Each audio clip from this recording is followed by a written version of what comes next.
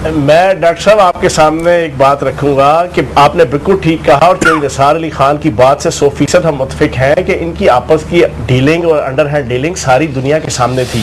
सूरत ये थी कि हम तुम होंगे, सावन होगा, रक्स में सारा जंगल होगा। ये जनाब आपस में ना मिसाके जमहूरियत की पर्दा स्क्रीन पे इस नून लीग और पीपल्स पार्टी की पिछले कई सालों से जो ना लव स्टोरी वाली फिल्म चली हुई थी, जो आवाम के लिए ट्रेजेडी फिल्म थी, इनकी आपस की लव स्टोरी थी। वो अचानक बीच में नेशनल एक्शन प्लान के जरिए से वो रेंजर और जनरल राहिल शरीफ कूद पड़े, वो सारी की सारी कहानी खराब हो गई। अब मैं आपके सामने कुछ हकायक रख देता हूं जो आपको बिल्कुल क्लियर हो जाएंगे कि अयान अली के इशू में सिर्फ मैं आपके सामने रखूंगा कि किस तरह मिसाके जमहूरियत की छतरी तरह इनकी आपस की भाईबंदी थी। अयान अली गिरफ्तार हुई, मुश्ताक अहमद के जो आसिफ अली जरदारी साहब का पीएसओ था, वो जनाब उसका चपड़ासी और उर्दरी बन के उसका सामान अंदर लेके जा रहा था। दोनों गिरफ्तार हुए। मैंने उसकी वीडियो जो है वो रिलीज की थी पिछले साल, जो है ब्रेक की थी। और फिर जनाब जब पकड़े गए तो आपका कलेक्टर कस्टम है, खातून है, मैं उसको थोड़ा सा राज में रख के आपके सामने चीजें रखूंगा। उसकी शहबाज शरीफ साहब के साथ रिश्तेदारी है, वो रिश्तेदारी क्या है वो मैं आपके सामने नहीं रखूंगा। उसका फोन आता है सुपरिटेंडेंट जो वहां पे खातून होती है, डिप्टी सुपरिटेंडेंट, कि दोनों को छोड़ दो। तो उस डिप्टी सुपरिटेंडेंट ने कहा कि मैं मुश्ताक को तो छोड़ देती हूं, लेकिन इसको मैंने रंगे हाथों पकड़ा, मैं इसको नहीं छोड़ूंगी। उसने नहीं छोड़ा। एक आपको यह पता चल जाएगा कि एफबीआर के जो समदी शरीफ साहब के अंडर है, उसके तहत जो है वो कलेक्टर कस्टम का क्या किरदार था।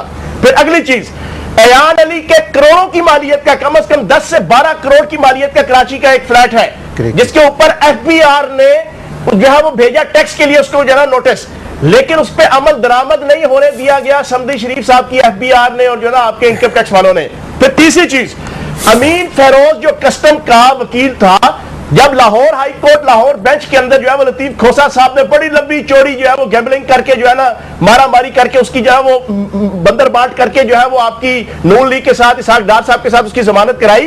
तो अमीन फेरोज ने खत लिखा जो मेरे पास पड़ा हुआ है कि उस खत में उसने अपनी कस्टम की आला इंतजामिया को कहा कि हमें सुप्रीम कोर्ट के अंदर इसके खिलाफ रिट करनी चाहिए। सुप्रीम कोर्ट में रिट की इजाजत नहीं दी गई समदी शरीफ साहब की एफबीआर और कस्टम की आला इंतजामिया ने।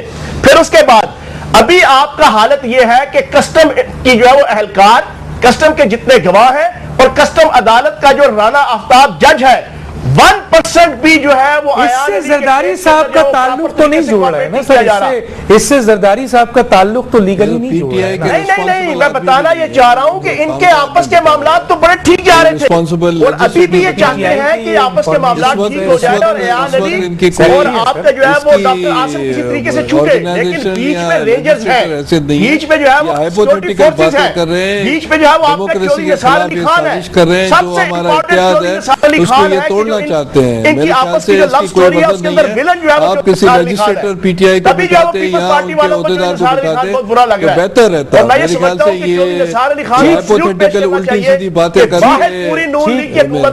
ठीक है, मैं सलमान बलोच साहब से बात करूं। सलमान